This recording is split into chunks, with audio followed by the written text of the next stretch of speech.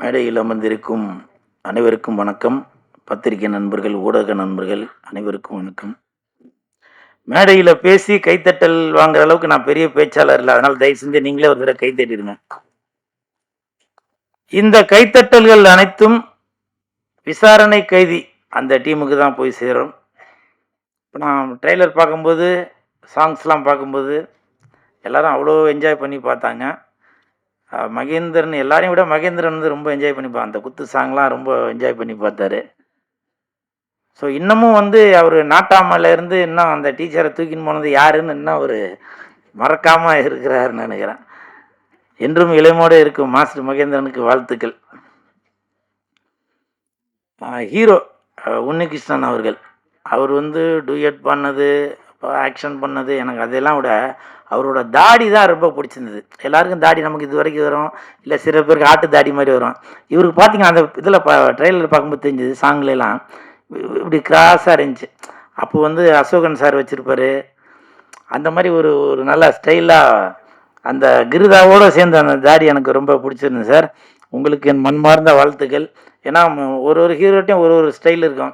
இப்போ ரஜினி சார்கிட்ட ஒரு ஸ்டைல் இருக்கும், ஆக்ஷன் கிங்கிட்ட ஒரு ஆக்ஷன் ஸ்டைல் இருக்கும். அந்த மாதிரி உங்கள்கிட்ட ஒரு அந்த தாடி வந்து நல்ல ஸ்டைலாக இருக்குது. உங்களுக்கு மனமார்ந்த வாழ்த்துக்கள். அப்புறம் படத்தோட தயாரிப்பாளர் வெங்கடேஷ் சார், உங்களுக்கு வாழ்த்துக்கள் சார். உங்களை பார்க்கும்போதே தெரியுது நீங்கள் கள்ளங்கப்படம் இல்லாத ஒரு மனிதராக இருப்பீங்கன்னு நினைக்கிறேன். உங்களுக்கு மனமார்ந்த வாழ்த்துக்கள். சரிங்களா? அப்புறம் டைரக்டர் மணிகண்டன் சார் ரொம்ப ஒரு மாதிரி பதட்டத்தில் இருக்கிறாரு. உங்களுக்கு மனமார்ந்த வாழ்த்துக்கள். கண்டிப்பாக அந்த படம் நீங்கள் ஜெயிப்பீங்க. சரிங்களா? ஏன்னா நீங்கள் வந்து ரொம்ப சைலண்ட்டாக இருக்கும்போது நான் பேச மாட்டேன், என் படம் பேசும் அப்படின்ற மாதிரி சைலண்ட்டாக உட்காந்துருக்கேன். உங்களுக்கு மனமார்ந்த வாழ்த்துக்கள். அப்புறம் ஹீரோயின் ரித்திகா ஸ்ரீ, நான் போகும்போது கூட சொன்னேன் என் பேர் கூல் சுரேஷ்னு. அவங்க அதை பற்றிலாம் அதுங்க ரொம்ப நேராக வந்து பிபிசியில் நியூஸ் வைக்கிற மாதிரி கட கட கட கட கட கடன்னு இங்கிலீஷில் பேசிட்டு போயிட்டீங்க. அப்படியா? அப்போ நம்ம டீச்சரை தூக்கின்னு போனதை கண்டுபிடிச்சி கொடுத்த மாஸ்டர் மகேந்திரன் சார்பாக ரித்திகா ஸ்ரீக்கு வாழ்த்துக்களை தெரிவித்துக் கொள்கிறேன். அப்புறம் வில்லனாக நடித்த சார், உங்களுக்கு மனமார்ந்த வாழ்த்துக்கள். நல்லா எல்லாரையும் நல்லா கோர்வையோடு நல்லா சூப்பராக பேசுனீங்க. மற்றும் இசையமைப்பாளர், எடிட்டர் எல்லாருக்கும் மனமார்ந்த வாழ்த்துக்கள். அப்புறம் ஃபைட் மாஸ்டர் அசால்ட்டு மதுரை, நீங்கள் கவலைப்படாதீங்க, இந்த 2026 அசால்ட்டாக வந்துடலாம். சரிங்களா? கண்டிப்பாக உங்களுக்கு இந்த 2026 இனிமேல் எல்லோரும் சொல்கிறாங்க சினிமா இதுக்கு முன்னாடி அப்படி ஆகி போச்சு இப்படி ஆகி போச்சுன்னு. நம்ம சிஎம் வந்திருக்காங்க, அதனால் நல்லது நடக்கும். எல்லா தொழிலாளர்களுக்கும் கண்டிப்பாக வேலை கிடைக்கும். சரிங்களா? கவலைப்படாதீங்க. இது கை தட்டிடாதீங்க, கை தட்டிடாதீங்க. அப்புறம் என் உயிரினும் மேலான அன்பு உடன்பிறப்பு சேலம் ஆளார் ஐயா அவர்களுக்கு என் மனமார்ந்த நன்றிகளை தெரிவித்துக் கொள்கிறேன். என் நெஞ்சில் குடியிருக்கும் பேரரசருக்கு என் நன்றியை தெரிவித்துக் கொள்கிறேன். உங்களால் நான், உங்களுக்காகவே நான் அப்படின்னு டீச்சரை தூக்கின்னு போனதை இன்ன வரைக்கும் நமக்கு ஞாபகப்படுத்தி கொண்டு இருக்கும் மாஸ்டர் மகேந்திரன் அவர்களுக்கு என் நன்றியை தெரிவித்துக் கொள்கிறேன். என் இரத்தத்தின் இரத்தமான லெஜண்ட் ரசிகர் மன்ற நிர்வாகிகள் அனைவருக்கும் எனது நன்றியை தெரிவித்துக் கொள்கிறேன். மற்றபடி இந்த விசாரணை கைதி அந்த இடத்துல ஒரு விசாரணை நடக்கணும் அப்படின்றதுக்காக இந்த மேடையை நான் பயன்படுத்திக்கிறேன். ராஜன் சார், உங்களுக்கா நான் ஒரு தடவை ஸ்டேஜ் எங்க பார்த்தேன். ஒருத்தர் கூட உங்களுக்கு ஏதோ மனக்கசப்பு, அப்போ உங்கள் தொடைய அப்படி எடுத்து வாடா அப்படின்னீங்க. அதெல்லாம் நான் பார்த்து வியந்து போனேன். அவ்வளோ ஒரு வீரமான மனுஷன். உங்களுக்கு என்ன சார் அப்படி கஷ்டம்? அவங்க மகன் இன்னைக்கு பேட்டியில் சொல்கிறாரு, எதுவும் ரூமரை கலப்பாதீங்க அப்படின்னு. ராஜன் சார், உண்மையிலே அப்படி உங்கள் மனசுக்குள்ள என்னதான் சார் இருந்துச்சு? இந்த ஒரு ஒரு மேடையிலையும் சின்ன தயாரிப்பாளர்களுக்கு நீங்க தான் குரல் கொடுத்துட்டே இருப்பீங்க.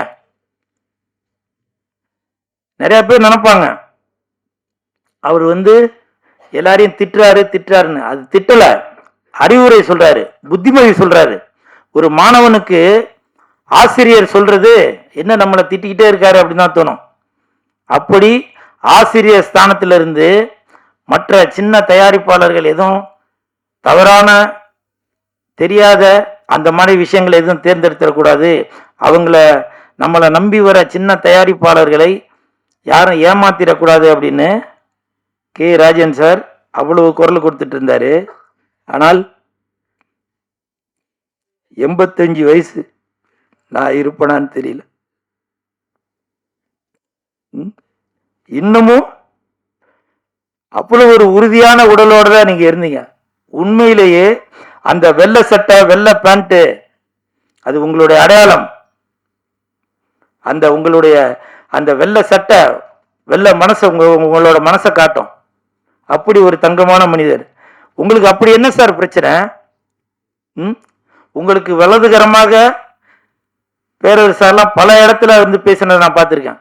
ஆதி உதயகுமார் சார் பேசுனதெல்லாம் நான் பார்த்துருக்கேன். நான் இவங்கள்ட்ட எதுவும் சொல்லியிருந்தா கூட அதுக்கு ஒரு சொல்யூஷன் கிடைச்சிருக்கும். நீங்க அவங்களோட சீனியரா இருக்கலாம். இருந்தாலும் வயது ஆக ஆக எனக்கு தெரியும், என்னோட அப்பா இறந்துட்டாரு இதே மாதிரி தான். ஏன்னா வயசு ஆக ஆக அவங்களுக்கு குழந்தை மாதிரி மனசு ஆயிரும். தன்னுடைய பசங்களாக இருந்தாலும் சரி, மனைவியாக இருந்தாலும் சரி, காசு பணம் எதுக்குமே ஆசைப்படாமல் அப்படி இருப்பீங்க. நான் அனுபவப்பட்டவன்.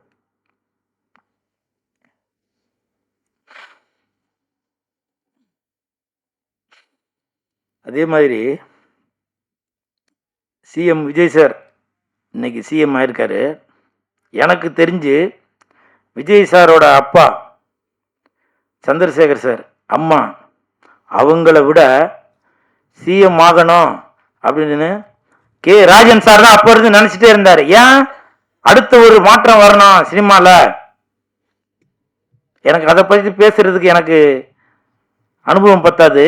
ஆனா பல பேர் சொல்லுவாங்க சினிமா ஒருத்தங்க கையில் இருக்கு, அங்கிருந்து வெளியில வரணும் அப்படின்னு.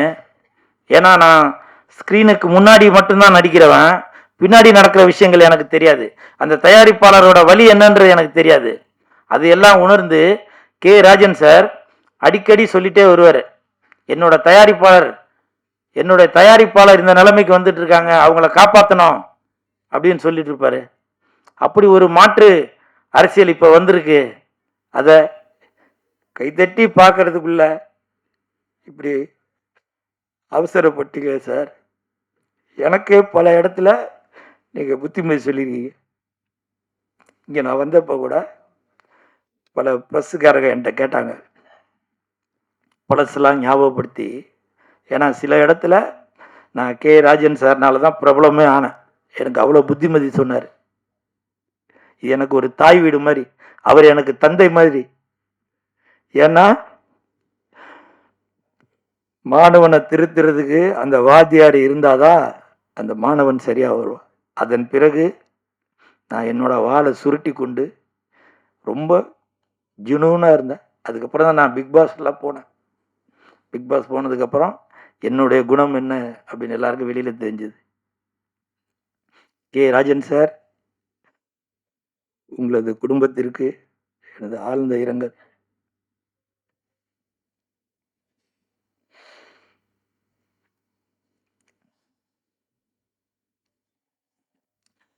அதே மாதிரி இன்னொரு பிரச்சனை, நான் குடும்பஸ்தான் நான் சொல்கிறேன். ஜெயம் ரவி சார், ரவி மோகன் சார், உங்களோட கதர்லாம் நான் பார்த்தேன். அந்த வீடியோவை எடுத்து நான் யாருக்கு அனுப்பணுமோ அந்த வீடியோவை அனுப்பிச்சேன். எல்லா குடும்பத்திலையும் பிரச்சனை இருக்க தான் சார் செய்யுது. யாருக்கு பிரச்சனை இல்லை? எவ்வளோ பெரிய ஆள் வேணால் எடுத்துக்கோங்க. சினிமா மட்டும் இல்லை, அரசியல் தொழிலதிபர் யாராக இருந்தாலும் சரி பிரச்சனை இருக்க தான் செய்யுது. நீங்கள் அதை வெளியில் கொண்டு வந்து வேடிக்கை பார்க்குற நிலைமை தான் வந்திருக்கு. பல பேர் சப்போர்ட் பண்ணுவாங்க, பல பேர் எதிர்ப்பு தெரிவிப்பாங்க. இதே மாதிரி நடிகர் பிரசாந்த் அவர்கள், எனக்கு தெரிஞ்சு சூப்பர் ஸ்டார் ரஜினி சாருக்கு பிறகு அடுத்த இடத்தை பிடிக்க வேண்டியவர் தியாகராஜன் சாரோட சன் பிரசாந்த் சார் தான். அவர் பிடிச்சிருக்கணும். அவரும் இந்த மாதிரி ஒரு குடும்ப சூழ்நிலையில் மாட்டிக்கிட்டு அந்த இடமே வெற்றிடமாச்சு. அதனால் ஜெயம் ரவி சார், தயவு செய்து சொல்கிறேன், நானும் ஒரு குடும்பஸ்தன். அதனால் உங்களுடைய உடன்பிறவா சகோதரனா சொல்கிறேன், ஏற்ற இறக்கங்கள் இருக்க தான் செய்யும்.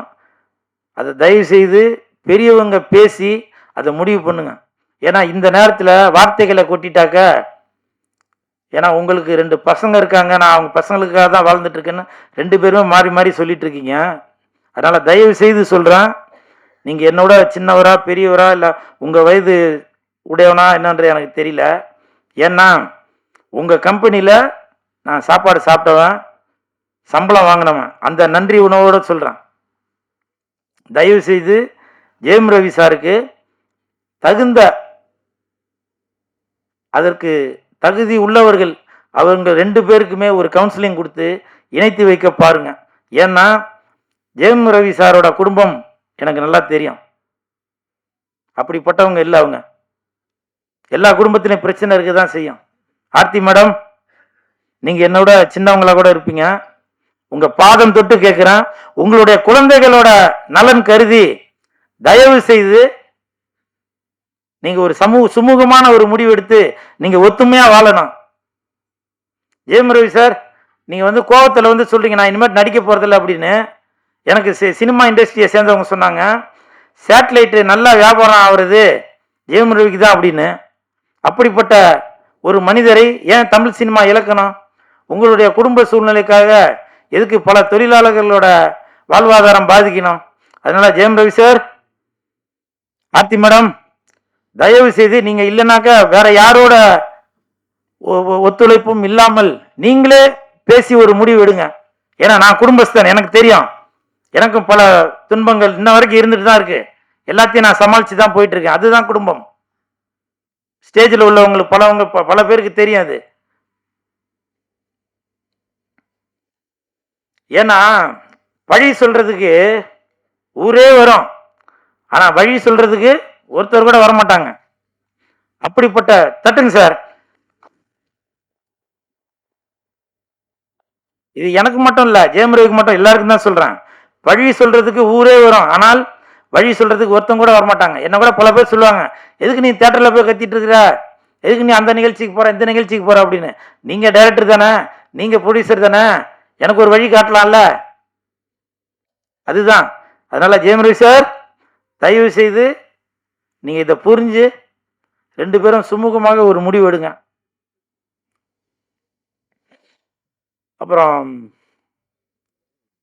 இது விசாரணை கைதி அப்படின்றதால இந்த விசாரணையை சொல்றேன் நான். முதல்ல குழந்தைகளுக்கு, அதாவது இப்போ உள்ள குழந்தைகளுக்கு செல்போனை காமிச்சு அதில் உள்ள ரீல்ஸை காமிச்சு தான் சோறு ஊட்டிட்டு இருப்பாங்க. தெரியாதனமாக நம்ம சிஎம் விஜய் சார் ஒரு அறிக்கை ஒன்று கொடுத்துட்டாரு, இனிமே டாஸ்மார்க்ல 10 ரூபா பணம் வாங்க மாட்டாங்க எக்ஸ்ட்ரா அப்படின்னு. அது சொன்னது தான் சொன்னாரு. ஆனா இப்போ எல்லாரும் அதை வீடியோ எடுத்து போட்டுட்டு இருக்காங்க. வேணும்னு அந்த கடைக்கு போறது, அவங்க கிட்ட வம்பு பண்றது, வம்பு பண்ணி அது ஒரு வீடியோவா எடுக்கிறது. எதுக்கு நீ 20 ரூபா வாங்குற, 10 ரூபா திருப்பி கொடுத்தாங்க, அந்த பாட்டில் திருப்பி கொடுத்தா 10 ரூபா திருப்பி கொடுத்துருவோம் இப்படின்னு சொல்லி வம்பு பண்ணிக்கிட்டு இருக்காங்க. அதாவதுங்க, எல்லாத்துக்குமே அரசாங்கம் உங்க பின்னாடியே வராதுங்க. நமக்கு தான் சுய ஒழுக்கம் வேணும். புரியுதுங்களா? உங்களுக்கு தெரியுதுல்ல, தண்ணி அடிச்சாக்க அது உடல் நலத்துக்கு கேடுன்னு தெரியுது.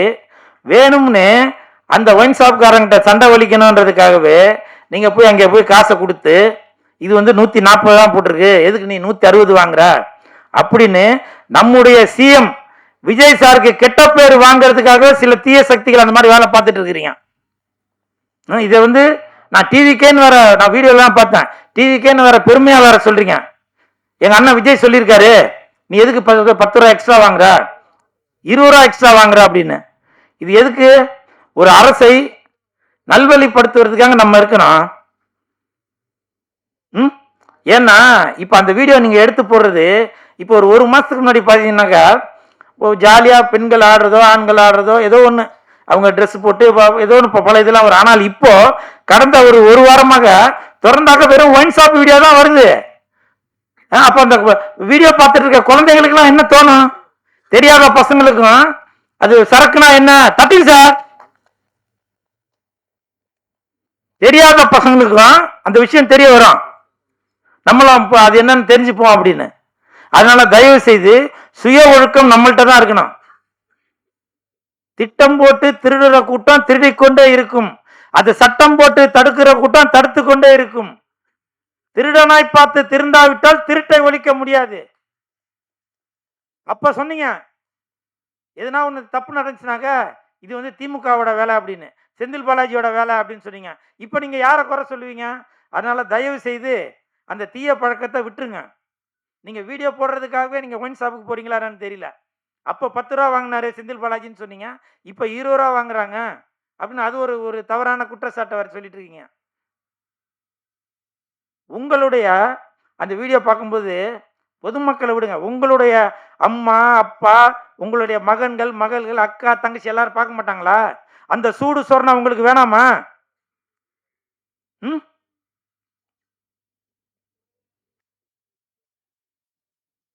நல்லதே நடக்கும். கான்ஃபிடென்ட்டா இருங்க. வெற்றி நிச்சயம்.